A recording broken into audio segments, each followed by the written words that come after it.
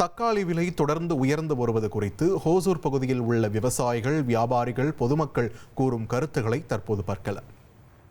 இன்னைக்கு விவசாயம் இன்னைக்கு லாபம் நிறையா வருது. இன்னைக்கு இருக்கிற ரேட்டுக்கு நிறையா லாபம் வருது. ஆனால் அவங்களுக்கு பார்த்தீங்கன்னாக்கா எங்கேயுமே விளைச்சல் இல்லை. ஏன் விளைச்சல் இல்லைனாக்கா மழை எல்லாம் பெஞ்சிடுச்சு.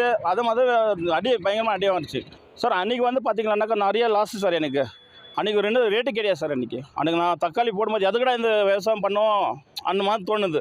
ஆனால் இப்போ பார்த்தீங்கன்னாக்கா விவசாயம் எனக்கு தக்காளி போட்டது நல்லா இருக்குமே நம்மளுக்கு நிறைய பேர் யோசிப்பாங்க. கடந்த 10 நாட்களாக ஏறிட்டே இருக்குது ரேட்டு. ஏன்னா விளைச்சல் அறுவடை சீசன் இது. விளைச்சல் குறையுது, தேவை அதிகமாகுது. அதனால் தக்காளி ஒரு கிரேடு 1400 1500 போகுது. அதனால் 1500 போகும்போது இப்போ 70 ரூபா 80 ரூபா இருக்க வேண்டிய சூழ்நிலை. இந்த சூழ்நிலையில் பொதுமக்களுக்கு பாதிப்பாக இருக்குது. ஏன்னா 5 கிலோ 100 ரூபான்னு வாங்கிட்டு இருந்தாங்க. இப்போ 1 கிலோ 80 ரூபா கொடுத்து 1 கிலோ 100 ரூபா கொடுத்து வாங்குற சூழ்நிலையில் மக்கள் பாதிக்கப்பட்டு 1/2 கிலோ 1 கிலோ வாங்கிட்டு போகிறாங்க எங்கள் கடையில் ஆனால் இப்போ ஸ்டாக் வச்சிடுறாங்க. ஏசியில் போட்டு இது பண்ணி ஸ்டாக் வச்சிடுறாங்க. சரிங்களா? அந்த ஸ்டாக் வைக்கும்போது என்ன ஆகுதுன்னா நமக்கு வர்றது இது கம்மியாகிடுது. அப்போ இவங்க ரேட்டு ஏற்றிடுறாங்க. அதாவது 10 ரூபா 5 ரூபாய் இருக்கும்போது நல்ல உற்பத்தி ஆகுது. அது 50 100 ஆகும்போது உற்பத்தி கம்மியாக வருது. எப்படி இருக்கப்பட்டவங்க வாங்கி ஸ்டாக் வச்சிடறாங்க. ஆந்திர மாநிலம் புட்டபர்த்தியில் உள்ள ஸ்ரீ சத்யசாய் உயர்கல்வி நிறுவனத்தின் 44வது பட்டமளிப்பு விழாவில் துணை குடியரசுத் தலைவர் CP ராதாகிருஷ்ணன் சிறப்பு விருந்தினராக கலந்து கொண்டார். தொடர்ந்து விழாவில் உரையாற்றிய அவர், புதுமைக்கான உலகளாவிய மையமாகவும் நிலையான வளர்ச்சியின் கலங்கரை விளக்கமாகவும் இந்தியா திகழ்வதாக தெரிவித்தார்.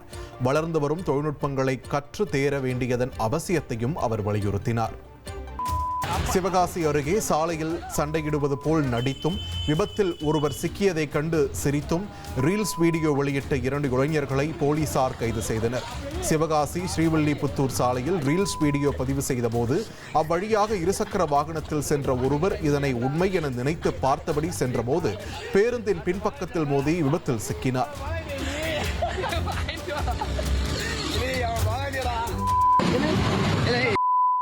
அவங்க சைடில்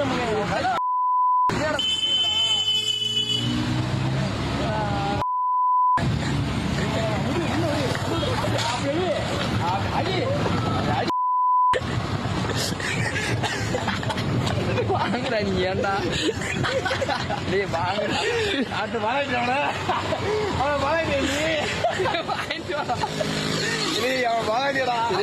வர போடா.